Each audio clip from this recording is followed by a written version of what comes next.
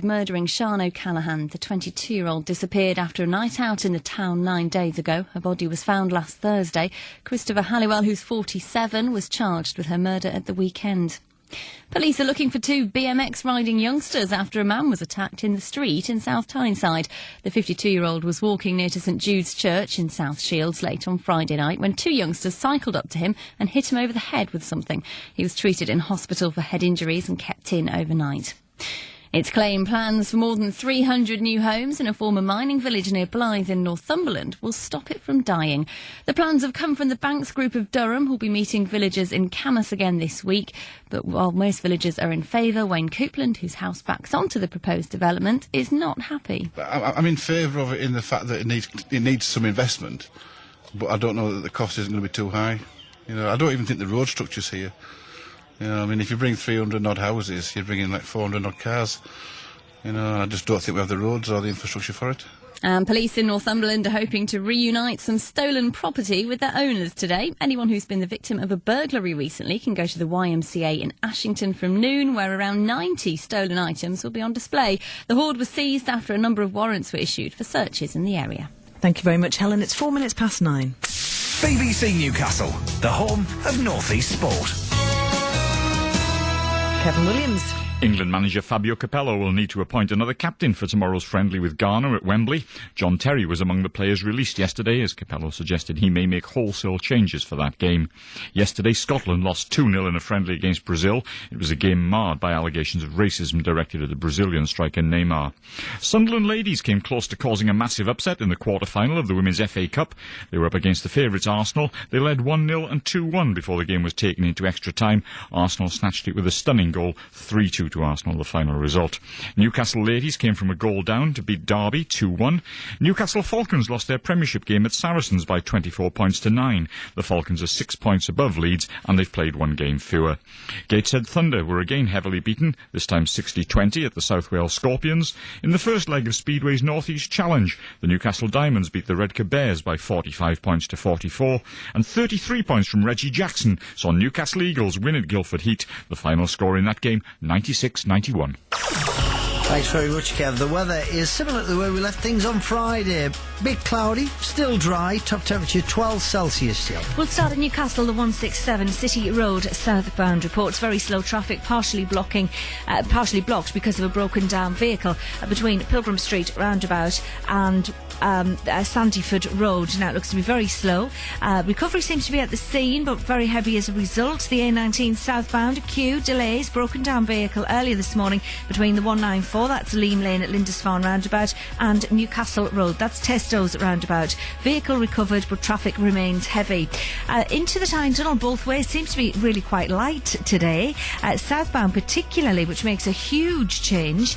A1 Western Bypass starting to look a little better heading southbound across Bladen Bridge, remains slowish northbound around Washington services. If you're heading further south, our team at BBC Tees will be able to update you. Towards North Yorkshire, the 174 Saltburn Road, Saltburn by the Sea, section closed there, overturned vehicle between Saltburn Bank and Coach Road, so that's just flashed in and that's looking very heavy as a result. Public transport all seems to be fine. We don't have any huge problems. A reminder, however, the service is suspended on the Tyne and Wear Metro between Byker and Tynemouth because of engineering works. Call me if you spot any of the problems. 0191 233 2299. That's the latest. I'm Gilly Hope.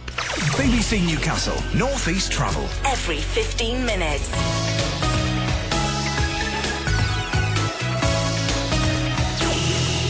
Alfie and Charlie at breakfast. Good morning. It's Monday. It's the start of a brand new week. It's March the 28th. Call us on 0191 232 6565. We've had a fair amount of people in touch with us about the protests at the weekend. The trade unions say that up to 500,000 people took part in the march through central London on Saturday. This was, of course, to protest against the public spending cuts. However, the event was overshadowed by riots following attacks on shops and banks. Police have now charged 149 people following those disturbances. So considering the economic climate, is it possible to have a peaceful protest now, or will it always be hijacked? If you were there, we'd love to hear from you. We are hearing from you, yeah. Keep those texts coming as well. And do governments change the policies when people take to the streets? Do these things work? And just before 9 o'clock, we heard from Neil Morrissey, the actor. He's taking centre stage in a BBC documentary tonight, looking at the stories of his own troubled childhood and how he was taken into care. So should the priority be for children to always stay with their families, even if there are concerns about the way they're being looked after? Or can children really thrive away from their own families? If you've got any experience of this, your thoughts on this, we'd love to hear from you. You're listening to BBC Newcastle, Radio for the North East. You could be another new listener to the show. Thank you very much for listening. Here's how you get in touch with us. Join the regulars, 0191 232 6565. Everyone's welcome to have their say.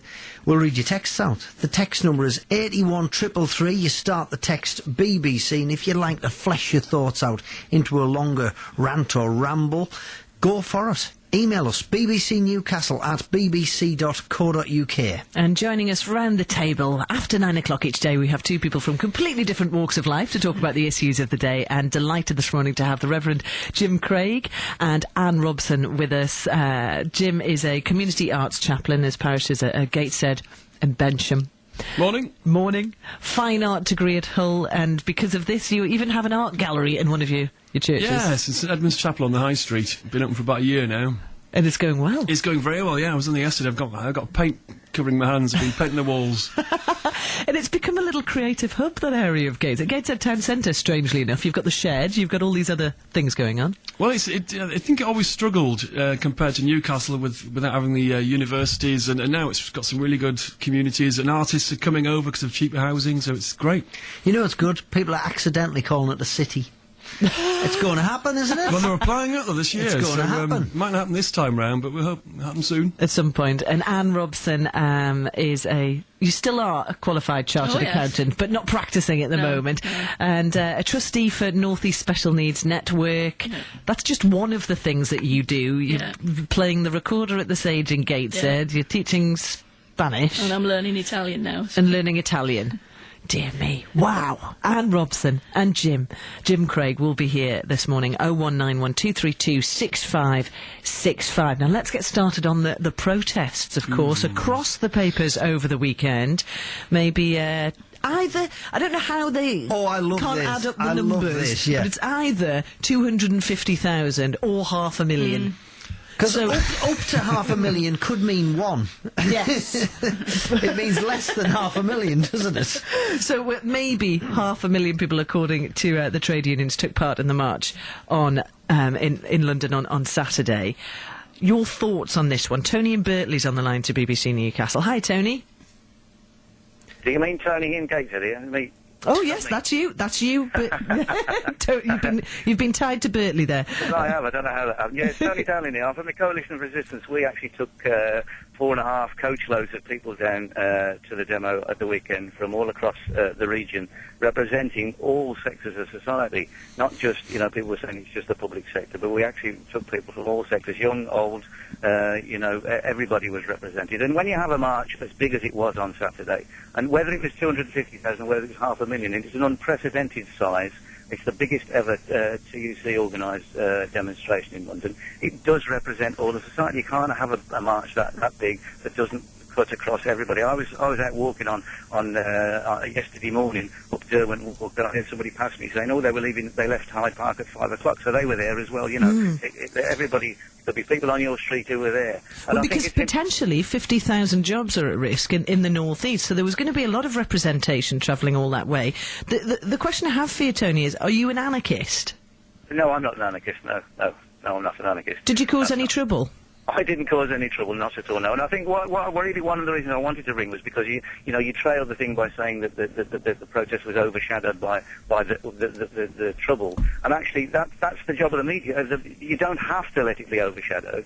That's how it's being reported. The fact is that it's far more significant that 250,000, 500,000 people were on the streets protesting against these cuts than whatever trouble that took place. I hardly even saw it, to be honest, because I was travelling back on Saturday evening, so I haven't heard these news at all. Were you worried about it beforehand, before getting on the buses? Did you think, when you look back at the student protests in November, and there were some problems then, that some people just like to cause trouble, no matter what people are protesting about? No, I don't think it's about some people liking to cause trouble. I know one of your reporters this morning said there were people there that were just troublemakers.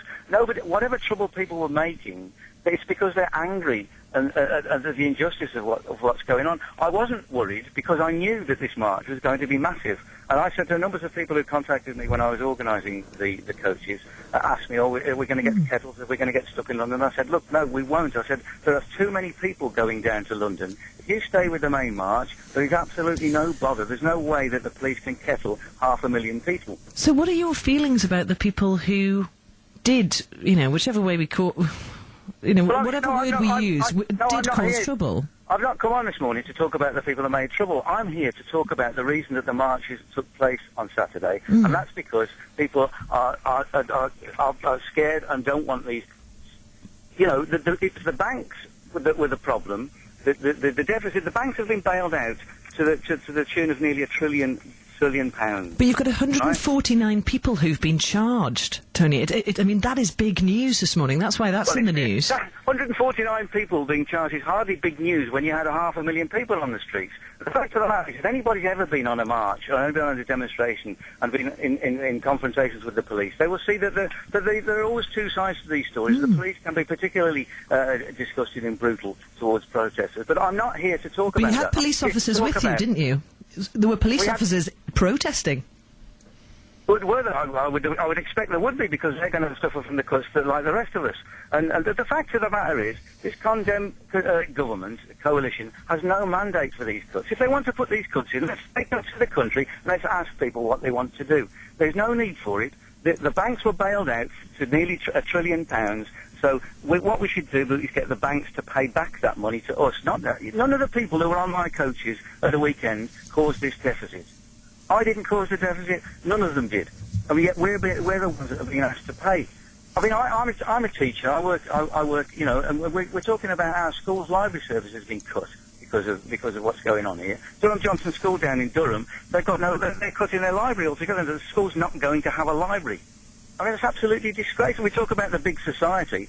We had people on our coaches from Newcastle Tenants Federation, from a whole range of voluntary organisations who do the jobs that he talks about in his big society. They get government funding at the moment to help with the jobs that they're doing, and that's going to be cut. They're going to be made redundant. Tony, I just want to bring the panel in, because we've got to get the travel very shortly. Anne, have you got any questions for Tony? He was there.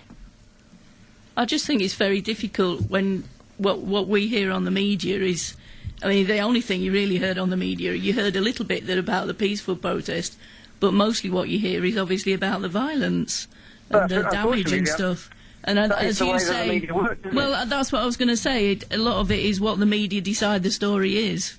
Yeah, exactly. And that is what is worrying for lots of things. A small amount of violence, they talk about violence. When there's big amounts of violence, like wars and conflicts, they tend to not report it as violence. That seems to be acceptable. I mean, what I think people should do is, if they're concerned about this and want to know what's going on with the anti-cuts movement, we have a meeting at the Gateshead Civic Centre on Wednesday at 7 o'clock that's about what next for the movement. What do we do next? How do we stop the cuts? Anybody and everybody who wants to be part of that should come along and have their input and say what they think we should be doing. Tony in Gateshead, 0191 232 6565. Dave agrees with him. Why are we so hypocritical in this country? He says on the text, we were shouting good on you and well done to the folk in Egypt when they decided they'd had enough of their oppressive government, who didn't listen to what they wanted. And yet we protest in England and we're thugs, troublemakers. It's double standards, says Dave. 0191 232 6565. Much more to come on this, and we'll get Reverend Jim Craig's view on this in just a moment. The weather is not too bad, actually. Mainly dry, still a bit cloudy, could do with a bit more sunshine, but there will be the odd sunny spell today. Top temperature 12 Celsius, Jill. It's been quite a busy morning this morning. I'm pleased to say we'll look like we're coming out the other side of it. City centres, Sunderland and Durham coping pretty well so far across the Weymouth and the Queen Alexandra Bridge. Not too bad at all. It's Newcastle City where it's still very slow. An earlier broken down vehicle on the 167 City Road between Pilgrim Street roundabout and Sandyford Road. Road. So that section there, the rush hour traffic not helped this morning by the recovery of a broken down vehicle near to the roundabout. It should start to ease, hopefully in the next 10 minutes or so. A19 southbound, better news, delays have cleared. Traffic easing, broken down vehicle recovered south between the 187 and Testo's roundabout. So again, that looks a little better. Further south, if you're heading towards North Yorkshire, the 174 Saltburn Road, Saltburn by the Sea, closed. Both ways, overturned vehicle between Saltburn Bank and Coach Road. The police are there. Traffic is looking a little busy, as you'd expect. But the rest of the region, it's coping pretty well. Public transport generally moving. We have one service suspended on the Tyne and Wear Metro between Byker and Tynemouth because of engineering works, in place until the 3rd of April. There's a bus replacement service in operation. Call me, please, if you spot any of the problems. 0191 233 2299. That's the latest. I'm Gilly Hope. BBC Newcastle, North East Travel. Every 15 minutes.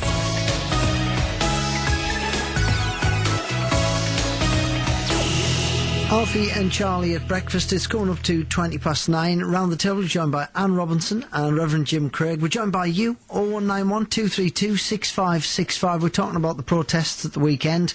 Trade unions say up to 500,000 people took part in Saturday's march in London to protest against the cuts. The event has been overshadowed by riots following the attacks on shops and banks. 149 people following the disturbances have been charged. We want to know your thoughts on this. You're texting us 81333, start the text BBC. You're calling us 0191 232 6565. Jim, your thoughts on this? I'm more of an armchair anarchist. I admire people who stand up for their beliefs, whether they're religious or what. So I admire people who take the time out to go and, join these marches and give up a day. Do you admire the anarchists, though, who some would say violent for the sake of it, almost? I think that's going a bit too far. What makes me a little bit cynical is when you hear that the TUC puts on all the coaches or the trains or whatever, and you think, well, is that going to attract some day trippers as well? Am I just being a bit cynical that you put on the free transport? Does it? If you're a hardcore protester and you really want to be there, surely you just drive down or get on the train or something? But they might think, well, I'm paying my membership fees, I'd like some kind of rallying support. You think there was some just like, woohoo, on a trip to London? Well, I understand you've got to make these events big to get some attention, but you're always going to attract the idiots, aren't you, if you make it so big? I'm very interested in Dave's text. Do you need violence to get attention? We do stand back and we admire the happenings in Egypt. We've done it. Wow, how impressive. Someone's overthrown a regime. They've stood up for the cause. People have died for the cause. It's impressive when it's on the other side of the world. It's shocking when it's anywhere near a home. But it's not quite the same in Egypt, though, is it? Because they don't have a democratic system, or they didn't have a democratic system.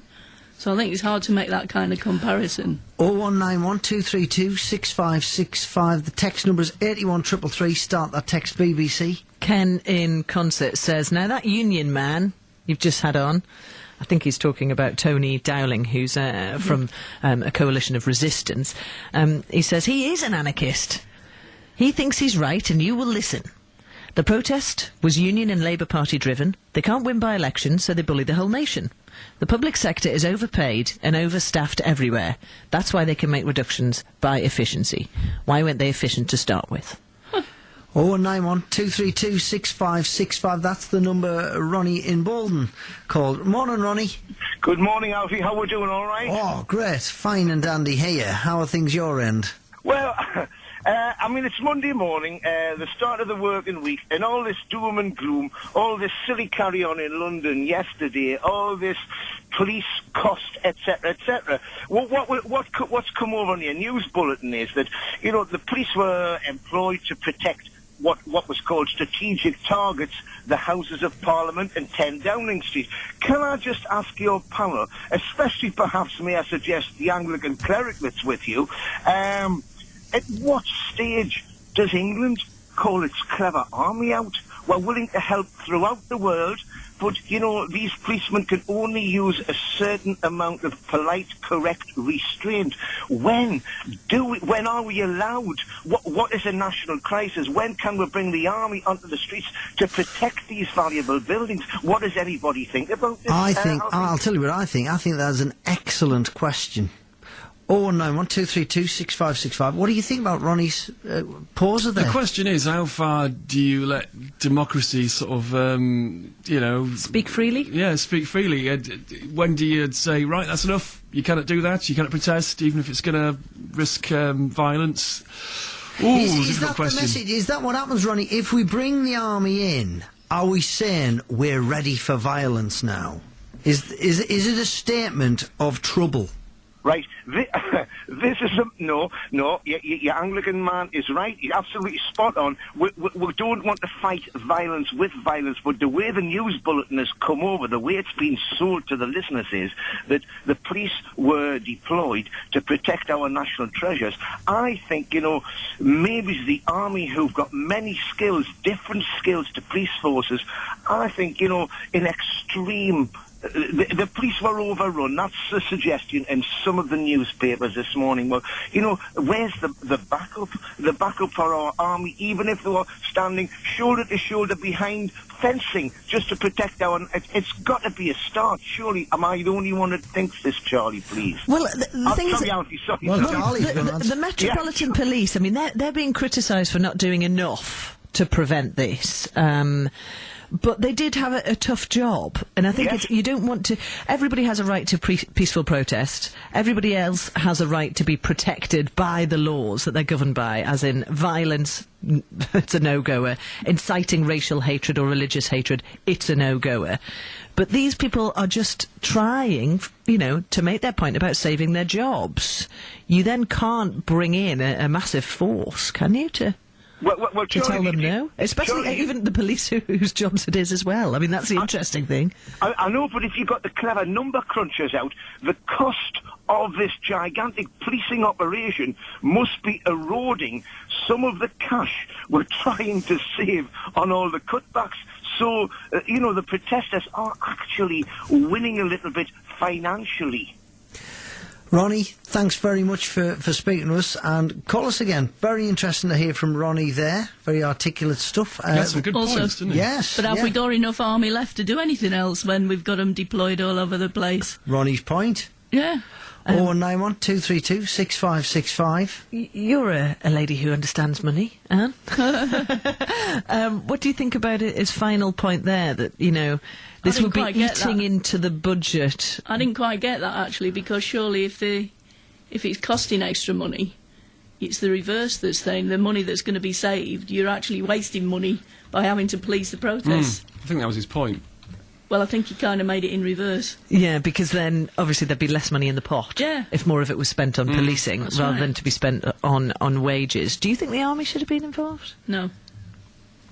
Yeah, it sends out the wrong message, doesn't it? It's kind of like, bring it on.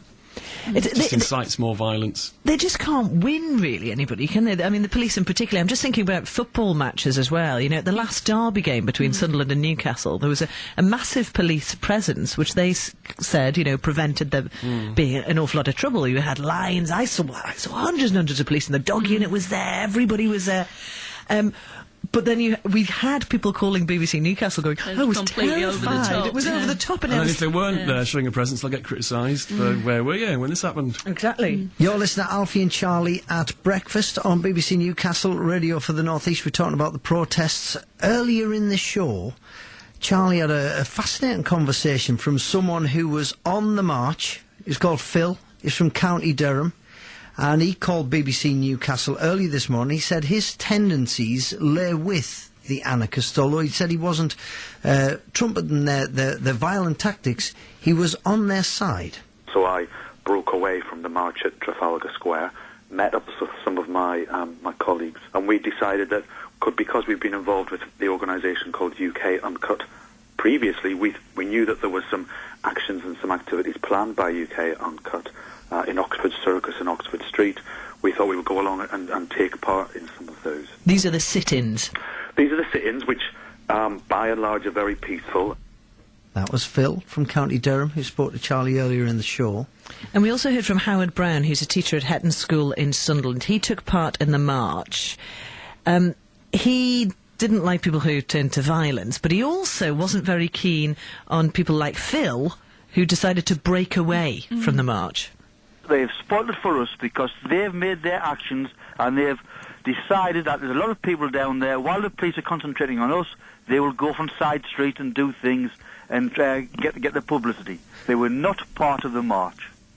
0191 232 6565. Do these marches change politicians' minds about anything? The phone number is 0191 232 6565. What do you think of breakaway groups? I mean, I think they're a bit worrying. We're not saying Phil didn't cause any trouble or anything like that, but he didn't stay with the main thing in Trafalgar Square. Well, the problem is that if you have breakaway groups, you don't know what their agenda is, do you?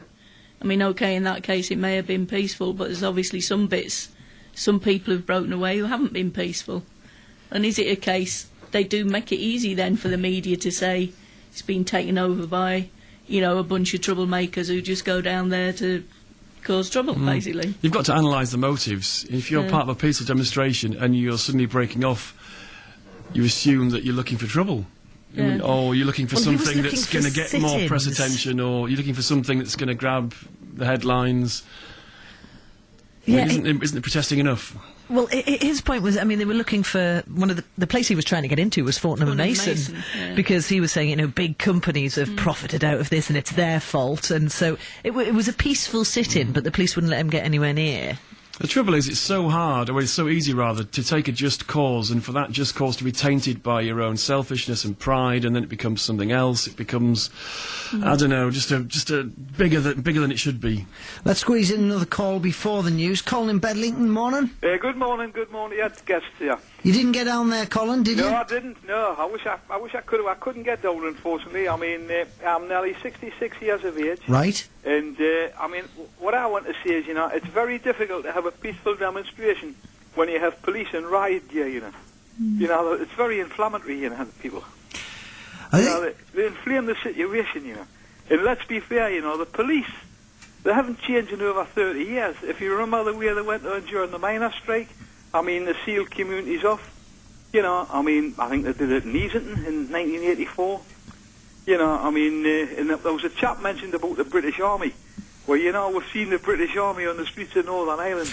And by God, they cause some bother, Do you know, that was the image I had when it was suggested to get the army involved. My mind flashed straight to Northern Ireland. Northern Ireland, the British Army was the best recruiting sergeant the IRA ever had. Do you know that? So, your thoughts on breakaway groups down there, Colin, and the people who have caused trouble? Well, but if you think, there's been, 200 not arrested? There were just over 200 arrests, yes, and 149 charged 49 so far. charged, and that was, they were saying anywhere from 250,000 to 400,000 people took part. So it's a small section. But, people are very angry at what's going on in this country. Okay, Colin. When you think, if it happens abroad, it's all right. But if it happens in this country, it's wrong, Someone has just chimed in with you, Colin, there on the text. Barry says, no, bringing in the army, you'll have another bloody Sunday on your hands. Thank you for that, Barry. And thank you for your call. Colin in Bedlington. More callers after 9:30. 0191 232 6565. Keep your text coming. 81333. Start the text BBC. Wearside, Tyneside, Northumberland, County Durham, BBC Newcastle, radio for the North East.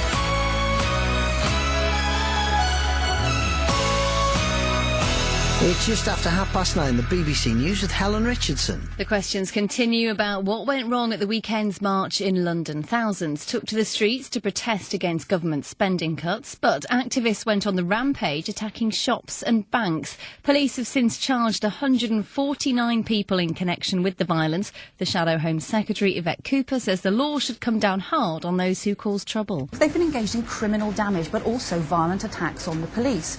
I think everybody would be very very clear to support the police and the courts in taking a very strong line.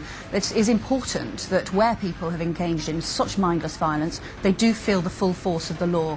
Durham police are investigating a hit and run last night in Ferry Hill. A man was hit by a black Audi while he was crossing Wood Lane. The car didn't stop but was found abandoned nearby. The man suffered multiple injuries and died at the scene. 2 men have been arrested. It's claimed Colonel Gaddafi's hometown of Sirte has been captured by rebels. The rebels say international airstrikes helped them to take control of 2 other areas as well, Brega and Ras Lanuf. A government spokesman in Tripoli, Ibrahim Musa, has accused the alliance of going too far. He says innocent people are being targeted. The terror people are living under, the fear, the tension is everywhere. And these are civilian people, populations that are being terrorized every day. While NATO Secretary-General has insisted that the alliance's goal remains to protect civilians under threat from the Gaddafi regime. And a Northumbria police dog has died in the line of duty. Officers took German Shepherd Baz to a call about intruders at a building in Gateshead. He fell from the roof and was fatally injured. He worked with firearms officers and was due to retire the day after he died. Northeast weather is similar to the way we left things on Friday, mainly dry but rather cloudy today. Some light winds as well, 12 Celsius, Jill. Seem to be moving out of peak time now and traffic easier for Sunderland city centre. Durham city centre's coping very well, and I'm pleased to say Newcastle, the A167 City Road southbound, earlier broken down vehicles recovered. Rush hour not helped by the recovery of the broken down vehicle, but it's cleared and it's starting to get back to normal, so looking a little better around Pilgrim Street. That's the 186. Tyne Tunnel, north and southbound, it doesn't seem to have been too bad at all this morning. Southbound, it was almost a clear run a little earlier. Northbound around 5-6 minutes. If you are at the tunnel, I'd love an update from you. A1 Western Bypass coping very well. We don't have any huge problems to share with you just yet. Harton Lane, temporary lights, emergency repairs at Ashley Road near South Tyneside Hospital. Again, it seems to be a steady run, but if you're in this neck of the woods, it's certainly one to watch. The rest of the region, it's coping pretty well, and public transport running without reported delays, except the suspended service on the Tyne and Wear Metro.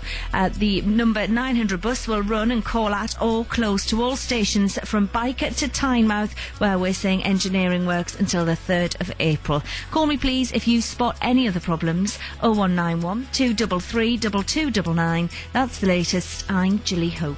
BBC Newcastle North East Travel.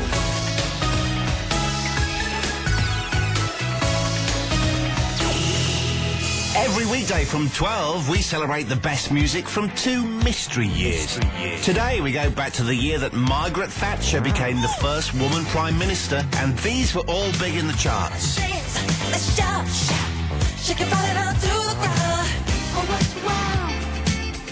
He's the greatest that's all. I will survive. Hey, hey. But what's the year? Find out from midday. BBC Newcastle, radio for the North East. It's musical chairs today. Simon Logan's actually sitting in for Jonathan from 10, and then sitting in for Simon Logan from midday, Jamie Wilkinson.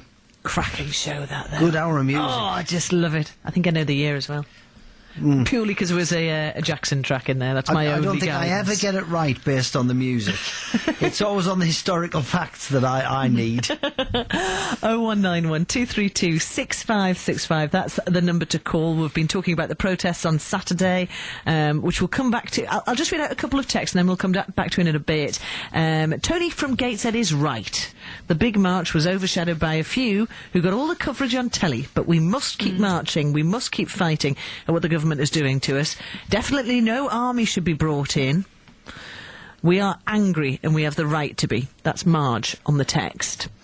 And somebody says, why do you listen to a right-wing press led by Murdoch and Cameron? Anybody who believes the papers are just muppets. Don't listen to the papers, listen to BBC Newcastle. It's you who speak in this hour. 0191 232 6565. Keep calling us about the protests as well. Your views, keep them coming on. The text is 81333. Start the text BBC. We're going to change subjects for the time being.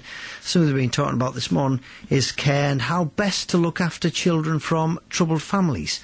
Now, the actor Neil Morrissey, you know him well from sitcoms, from Waterloo Road, the drama. He's the voice of Bob the Builder, very well-known face, celebrity. Well, he's revealed in a BBC One documentary that's been shown tonight how he ended up in care simply because he'd been doing a bit of shoplifting. I can't remember the charges, but we were naughty little boys, and we'd been caught stealing something. What I do recall is the feeling of being in court that day.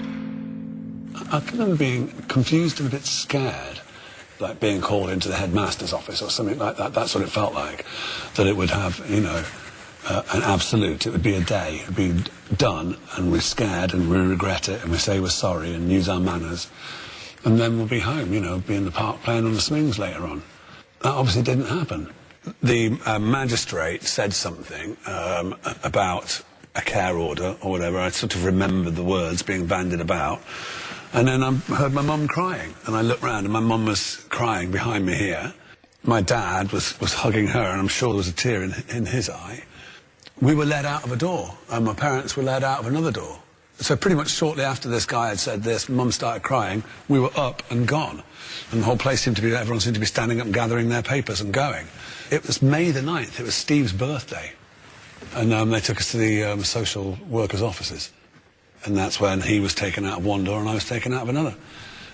And I didn't see him for 10 years, yeah. It's a really tragic story, especially if you consider at the time Neil Morrissey was 10. Right. He was 10. His brother was 12. And what he does in the documentary is he goes back and tries to find out what was at the bottom of all of this. And actually it turns out that it wasn't really that the brothers were deemed a danger to society, but that the brothers themselves were in danger. They were being neglected. Their parents were psychiatric nurses. They worked shifts, which meant these were kind of latchkey kids, and they just went wild, really. And because of that, he was taken into care. His brother has since died in quite tragic circumstances, and that came out in the news, I think, when he was in Men Behaving Badly. So he goes into that and looks at, you know, some of the problems that people go through when they were put into, at the time, we're talking 70s here, so kind of the big children's homes, which of course now isn't really what happens. We've been contacted by a couple of people this morning as well who have been through this system. We do like to hear from you. 0191 232 6565. Hugh Thornberry's on the line now. He's a Strategic Director of Children's Services from the charity Action for Children. Morning, Hugh. Good morning. Take us through some of the changes since, you know, when Neil Morrissey was going through this to what goes on now. It's quite a different system, isn't it? Yes, it is a different system. I guess I sort of started out in this profession about the time that Neil was sort of going through a sort of care system that was sort of changing a lot. Late 1960s, early 1970s, the government of the day decided that the policy should be to try and keep children at home wherever possible with the right level of support for families. And that's been a policy that's endured to this time. Having said that, though, we are seeing recently more children coming into care. So when it comes to the crunch, we listen to children more now? We do listen to children more now. There's been a very strong focus on children's rights generally, but also particularly listening to children who are involved in care proceedings. They're separately represented when they are going through those proceedings in court, so that their interests are prominent. And the legislation makes everybody sort of put the needs and the rights of the child at the centre of all of this. Is there a presumption these days that children are better off with their families? I think overall that's been the general presumption, both with government and also in the social work profession and in the court system, and it's the courts that always make the final decisions in these cases.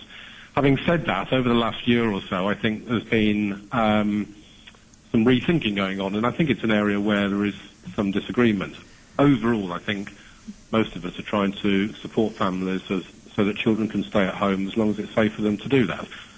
Most children love their parents, most parents love their children, but some parents, you know, struggle to do the right thing. And you mentioned neglect in Neil Morris's case, and half the children who sort of come to the attention of the authorities for child protection are neglected children. We've had some pretty candid texts on this today. We've heard some candid stories as well. Foster parents, sometimes, you know, in people's experience, is not the best option. Some teenagers have said they've fared better when they were teenagers in residential units. Yeah, we did see in the 1980s a very strong move away from residential care to foster care. Partly that was because we began to see some of the scandals of abuse that had happened in some of those big, large residential institutions. And these days, about 90% of children in care are with foster care, so 10% are in residential care. And I think it's sort of understood very well now that there needs to be that choice. Foster care is best for most children, but there's some who have such damaged family experiences that they are better off in a small children's home. And we've heard from people who said they thrived in local authority care. Well, I think many do. Care is, I mean, if it's the right option for children, it's a good option because it's better than them being with their families. That's the decision that's been made. And we hear an awful lot about the fact that outcomes for children in care are very poor, and they are if you compare it with the general child population. You have to remember that children who come into care have a very, very troubled background, and so they sort of start with that deficit. So care needs to do more because the outcomes still are pretty shocking, really, in terms of the life chances for children in care. But it's not necessarily care that's damaging them, it's their experiences before coming into care. And there was a big reaction over the baby Peter story in the media. Have you noticed a difference in statistics or how different things are since that case? Yes, there's been a big difference. The statistics for England on children in care have shown a very steep increase in the number of children coming into care. Much of that has occurred since the baby Peter case, but we were seeing that trend before then. So we'd had many, many years of the care population falling. It began to rise a bit before baby Peter, and then it accelerated then, because it caused everybody in the system, social workers, police officers, the courts, to rethink, where that sort of threshold should be and whether we were keeping too many children at home who sort of weren't safe. Obviously, the case of baby Peter is one example of where the decisions were wrong. Good to chat to you. Thank you very much. Hugh Thornbury from the Charity Action for Children. 0191 232 6565. It's a difficult subject, but we do appreciate, and, if you want to remain confidential, we'll keep it that way. And although it is generalising when we ask a question like this, I'm just wondering how you feel about local authority care, being looked after by a local authority. Would it be better, do you think, to keep it as a priority for children to stay with their own family rather than move into the system? Not necessarily. We did long-term fostering in the 80s, and the lass who came to us would have been better if she'd have been taken into care at a very early age and then put up for adoption. Why? As it was, she went in and out of care. She ended up very damaged. She came to us when she was 15, a completely mixed up kid, and she's never got a life together. So do you think if she was just put onto one single path earlier on in her life? Well, I think the big problem was she was put in and out of foster care, in and out of care, but the problem was she stayed within the area where her mother was, who was causing the problems. Her mother found out where she was in foster care and came round 3 o'clock in the morning, pissed out of her skull, shouting the odds, etc., etc. And she could never settle with any of the foster carers, and she only came to us after her mum and dad had died. Why did you take on the role of being a foster parent? At the time, we didn't have kids of our own, but we felt we both had a lot of contact with kids, and we felt we could help. I think looking back on it, we perhaps not necessarily the best decision we ever made, to be honest. As in it was difficult? Yeah, very difficult. And we weren't given information by the social... this may well have changed, so I'm obviously talking in history, but we weren't given information by the social services, which would have made it easier for us to deal with things. And lots of things came out later on that, if we'd have known in the first place, I'm not saying we wouldn't have done it, but we would have been better able to cope with other situations that arose. When we've had the fostering network on and so on, they've said, providing the information about the person. I mean, you're taking a person on, so as much history about them as is possible. One particular instance, she was doing a life story book with her social worker, and at one point it came up that her mum had been in prison. And of course she didn't believe the social worker, so she asked us. We hadn't got a clue. So the kid... she's with somebody who she trusts, asking you to give her the information, and you don't have it. Very and it difficult. just puts you in an impossible situation. So, care, local authority care, fostering, all of that, that system, if we put that as a system, going into care in some form, or staying with the family, what would you say, Jim Craig? Depends on the situation, doesn't it? The priority has to be protection of the child, and if they're not going to get that protection at home. But what saddens me is when you hear of cases of suspected abuse and children have been pulled out of the family home and then returned to the home after a year or so, and the family is just never recovered from that. But it's so difficult. I mean, I haven't worked as a social worker. I do not know what it's like. But hearing from people, it sounds highly stressed And a thankless task, really. You just can't win. Andrew texted in, and he says it may work for some kids to go to alternative care away from their parents, but I was put into care for a short time in the early 1980s because I didn't go to school. I was being bullied at school, and they wanted to, as he puts it, foster me out to carers. Lucky for me, they didn't. I'm now 45, and going into care still haunts me now. It would have finished me off if that had happened, because I just needed my family. I find that absolutely, well, intriguing, because if I was, I don't know what it would be like if I was in that situation, because I'm not, but if I was, I would just think I would rather be in a family, any family, rather than being in a unit. But the response we're getting is some people have said they thrived in these units. Andrew since texted in. Again, he's just sent another one in. I was also taken to the court the day I went into care. I also expected to go home that day, just like Neil Morrissey. I was taken out one door. My mother was taken out the other door of the court. And now I'm just so overprotective over my kids. I feel like I'm not letting them have any freedom.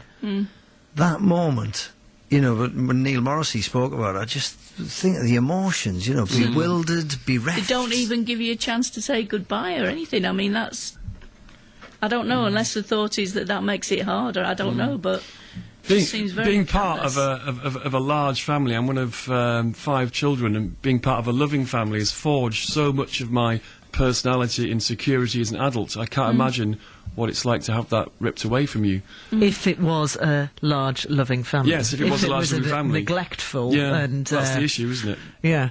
Andrew, we really do appreciate you getting in touch. It's these stories are very personal, very difficult. 0191 232 6565, that's the number to call, or you can text, as Andrew has done. 81333 is the number. Make sure you put BBC at the start. The atmosphere's just cranked itself up a notch. Total Sport. From the sale of Andy Carroll to team tactics and his plans for the future and life generally at St James's Park, put your questions to the Newcastle manager Alan Pardew on Total Sport. It is absolutely the stuff of dreams. Tonight from 5:30 with me, Simon Pride. An absolute thriller. BBC Newcastle, the home of North East Sport. Cracking show it was on Friday. Niall Quinn on Friday, and now today they've got Alan Pardew. And really, you can ask anything. Is that because I was ridiculing Newcastle United last week, and when we were plugging the Niall Quinn, I was joking, and next week Mike Ashley, thinking they'll never put anyone up, but they've got the manager himself, so that's a real scoop for Total Sport. Yeah, get your questions in early as well. I was saying, I looked through the ones from Friday, and so many people have obviously been listening and then emailed in after the programme, and so get them in beforehand. BBC Newcastle at bbc.co.uk. If you had one question for Alan Pardew, Reverend Jim Craig, what would it be? Why aren't we winning? Why aren't we winning? Simple question, you know. It is. How much will you spend? Why are we rubbish? Yeah. How much will you spend? I think that will be the topic of conversation. But it's up to you, as ever. And another thing over the weekend as well, we were talking about the protest, census yesterday. Have you... Anne Robson, you rolled your eyes. I did mine about 2 weeks. I did mine about 2 weeks ago online. You're not meant to do that. What if you had a load of visitors on Saturday night? Sunday night. Well, staying over, I meant. It let me go into the machine and it let me answer all the questions, so I just did them. And then it said, do you want to file it? So I just filed it. I did it about a fortnight ago. Have any problems? Nope. Because the Telegraph is saying that thousands of people have really struggled with it. Well, if it's like the tax system, if you try and do your tax return towards the 31st of Jan, everything gets completely clogged up. So that'll be what's happened. Everybody's trying to do it at the same time, and the system will just not cope. It's like texting people at 10 to midnight on New Year's Eve, isn't it? I don't know, I've never tried that. You don't get through, everything crashes. 3rd of January, Happy New Year. And census forms, one thing that caused a little bit of consternation among some people was, I don't want to say what religion I am. And what did the gentleman call you before? An Anglican... Oh, I can't remember. Anglican cleric, yes. It sounds Anglican much more cleric. posh than Love it. Arts Chaplain. As an Anglican cleric, what do you feel about that? That people are they embarrassed to say what their religion is? I think it's because it's such a grey area for a lot of people. A lot of people... Put C of E and... Yeah, inherit C of E just through being British and being born here. And I think they would like to commit more, but, you know, it's a grey area. It's one of those things they feel you don't have to deal with unless you have a major trauma in your life, which is not what religion's there for. It's nice to have a bit of support when you're down, but it's there for the everyday things of life, not just the difficult things. So I think it represents that grey area, and I get the same response when I'm walking down the street. I get looked at as if I'm a ghost, because it's a vicar, and it just instantly gets people thinking about that grey area of what do I believe, what do I think. So when you lapsed, you that's it. It's not void. You're still thereabouts. Because we spoke to the humanists about this, and they were saying, no, once you're not interested, that should be it. A cut-off. You shouldn't have that choice to go back again. Almost. I quite like the idea that people are challenging themselves. Do I have faith or not? And I quite like that. The census doing that job, challenging people, and even if they put no faith at all. What if they put Jedi? As a big Star Wars fan, I think it's hilarious. But it's a little bit silly, isn't it? Again, that's the power of social networking, to persuade people. Go on, put Jedi for a laugh. Speaking of social networking, when the census forms hit people's came through the letterboxes, I know a group of comedians who went on Twitter and filled it in together. What are we all putting for question 18? Right. Take it seriously then. Yeah. Well, apparently you could put on it, and I didn't notice when I was doing my bit, but there was a bit where you could put you were either English or British. Yes. And what did you go could for? tick both boxes. Right. Well, to be honest, I didn't realise when I was doing it, so I ticked English because I hadn't noticed the British at the bottom. Oh, I went for British. And then when I was doing my husband's bit, I saw it, so I ticked both. But I didn't bother going back and changing mine. 091 232 6565. Been talking about this documentary with Neil Morrissey, talking about his troubled childhood and the care system. Georgina in Northumberland, you're on BBC Newcastle. Morning. Hi. Now, what is your thoughts on this story? Well, I am a grandmother, and I'm in the process of trying to get my grandsons out of care. Now, I agree with the gentleman or the lady about the box, the memory box, because we need to know about that. But my 4 grandchildren have 4 social workers in the last 2 years. Now, we've been there throughout the 2 years battling to try and get them. We've had different stories, different this. Both parents can't care for them. I have my 2 granddaughters who are doing great. We're in the process now of trying to get my 2 grandsons.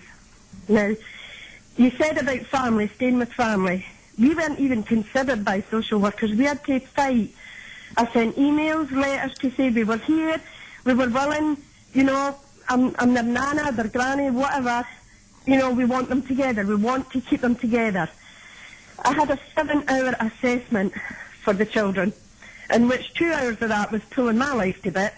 The next day, they came and said, right, we've decided you're only getting the 2 girls. Then we were told that the 2 boys were put up for adoption, with not a consideration. We were explained that we had been assessed in social workers' terms. We hadn't been. It's been found out we hadn't been. We were just told that we were of a certain age, which I'm 50. Because of the problems the girls had, the boys wouldn't fit in. It would break up the family. There's no problems. You have teething problems with everything. The girls are girls. They're just naughty wee girls. They're doing great. They're doing great at school. If it wasn't for the social services in Northumberland, we wouldn't be getting even halfway where we were because the children were in Scotland. And now, you know, we're in the process of trying to fight to get the 2 boys. But we weren't helped. There was nothing. You know, we got memory boxes, which, to be honest, was a lot of junk. You know, pictures of mummy and daddy, you know, happy. My grandchildren don't want to see that. They don't like that. That's not what they remember. And I mean, one of them, 7-year-old, and can tell me basically everything what went on. You know, and it's pretty heartbreaking. It's heart-wrenching just listening to it. I can't imagine what you know, begin to imagine what you've felt or what you've been through, Georgina, and just listening to that. It's just... I think that they should consider members of family. You know, the problem you've got, too many children in the system and not a lot of social workers able to do background reports. You need somebody out with social services to go and look at family members, you know, not take social workers away from what they're doing, but, you know, they need other people to help. Okay, thank you very much for speaking to us and telling us your story. That, you know, that took some courage to speak to us there. Georgina in Northumberland, 0191 232 6565. We do so many pieces on this show about grandparents looking after the grandkids and doing that as a job, and is it right or is it wrong? And for them not to be considered is... You know, that is one case. There are thousands of other cases with different angles and aspects. I've got another friend whose son went into care because he was very badly disabled. He's got a lot of other kids. And he was in foster care from very young age. But they decided that the family couldn't adopt, they wouldn't let the fosterers adopt him because they were both in their late 50s, early 60s. And, you know, that, again... I'm not sure that an arbitrary age limit is a good thing if the people are doing a good job. And if they're fit and healthy. They'd already fostered and adopted a Mongol child who was a lot older. So why they wouldn't let them adopt? You know, I mean, I know you've got to have limits, but I think sometimes you need a bit more flexibility. A few more texts here. My name's Jenny. I was on the march. I was there to stand up for secure tenancies in Newcastle. It was peaceful until the end when these yobs did what they did. The police along the route were great. All said it was a good day. And Alan in Gateshead says protest in the right way at the right time and the right people will listen to you and take note. Mark and his census. Ethnicity, Geordie and Viking as white other. Wearside, Tyneside, Northumberland, County Durham, BBC Newcastle, radio for the North East.